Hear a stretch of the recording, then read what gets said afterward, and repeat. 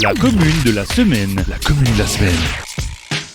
La commune de la semaine fait étape à Breidenbach. Je suis en compagnie du maire, monsieur Chris Maty. Bonjour Chris. Bonjour. Vous avez déjà, malgré votre âge, 44 ans, on peut le dire, c'est pas un secret, 20 ans de conseil municipal derrière vous. Comment vous est venue cette envie de vous engager pour votre commune? Tout simplement au départ par la demande de l'ancien maire, Madame le maire, Eliane Lauer, qui m'avait demandé de venir sur sa liste. Et puis, sans a priori et sans grande concession, j'ai dit oui. Et c'est comme ça que je suis rentré avec elle au conseil municipal à l'époque, en 2001. Vous avez fait vos armes avec Madame Lauer, et puis on peut le dire en passant, en rigolant. C'est votre tante. Ça faisait quoi d'avoir sa tante comme patronne, entre guillemets?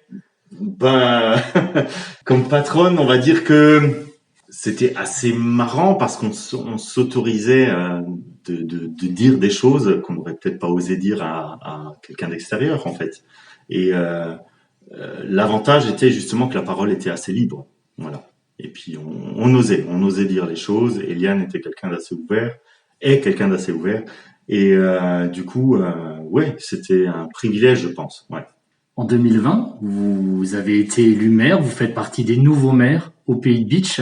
Comment s'est passée cette prise de pouvoir dans un contexte sanitaire vraiment particulier?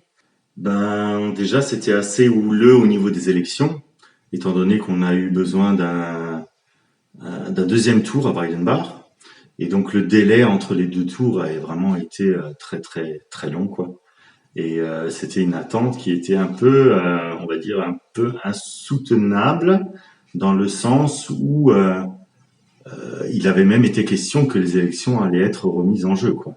Et donc, je me posais d'ailleurs la question de savoir si tout devait être mis en jeu, si on allait se représenter, quoi. Et donc, on va dire que c'était pas facile, mais d'un autre côté, voilà, on a réussi à concrétiser la chose, et j'espère pour le plus grand bien de notre commune. Depuis la mairie de Breidenbach où nous sommes aujourd'hui, nous apercevons l'église à quelques mètres de là. Je crois qu'il y a pas mal de projets qui se préparent pour ce bâtiment.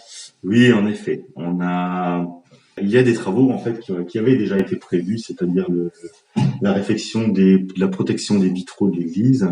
Et donc là, il y a une subvention qui a déjà été attribuée, et on pense faire réaliser ces travaux. J'espère cette année, peut-être l'année prochaine, mais je pense cette année.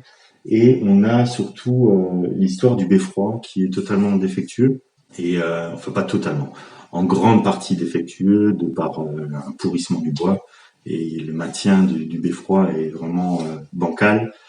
Donc effectivement, les gens doivent rentrer par le clocher pour aller dans l'église, et donc pas sous ce beffroi. Et donc on a décidé d'entreprendre ces travaux-là, quoi. Donc la demande de subvention est partie, on attend les résultats, et voilà. Breidenbach, c'est un village qui est cher à votre cœur. Vous êtes originaire du village, même si à un moment vous êtes parti dans une autre localité en Moselle pour suivre vos parents quand vous étiez petit, mais vous avez sûrement des souvenirs d'enfance liés à tous ces week-ends à Breidenbach, à cette vie au grand air dans ce joli village. Oui, bien sûr, je suis donc originaire du village de par mes grands-parents, mon père qui était ici à l'école, et ma maman qui est originaire de Schorbach, un village à côté.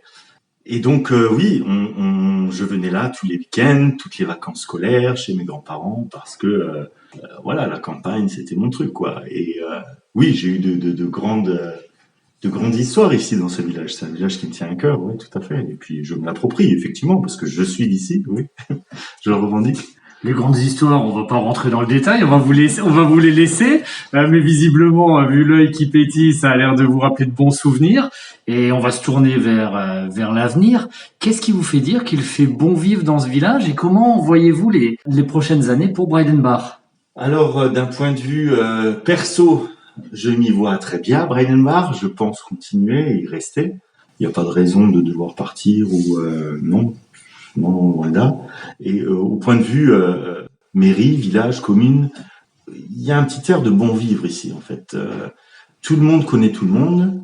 La convivialité, la bonne humeur. Les gens disent toujours bonjour. C'est ce que je faisais quand j'étais petit. Je passais à vélo 15 fois dans le village et tout le monde me disait toujours 15 fois bonjour. Et c'est ce qu'on apprécie ici, quoi. C'est ouais, le petit truc que chacun connaît, chacun. Ouais. D'accord, donc vous n'avez pas attendu, comme certains élus, comme certains hommes politiciens, d'apprendre à dire bonjour le jour où vous étiez élu, quoi. Ah oui, non, pas du tout. Et je ne fais de différence avec personne.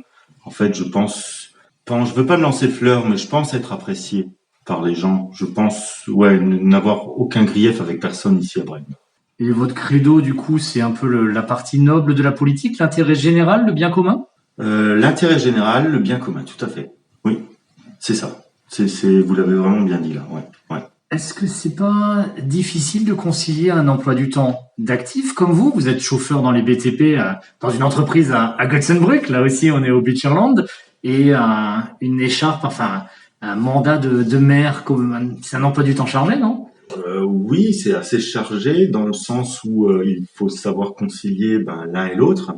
Et j'ai l'avantage d'avoir pu m'accorder avec mon employeur, qui m'a laissé un temps libre pour la commune sur mon emploi du temps de la semaine et qui me permet de pouvoir aussi participer à des réunions importantes auxquelles je m'y attache. Oui, c'est pas évident, mais on fait au mieux pour que ça puisse fonctionner. Voilà, j'ai des adjoints et adjointes et adjoints à qui je délègue aussi. Je sais déléguer et je prends pas forcément tout à bras le corps voilà. Donc je sais déléguer et je sais aussi faire la part des choses. Donc pour vous, maire d'une petite commune, un peu plus de 300 habitants, être maire, c'est un travail d'équipe?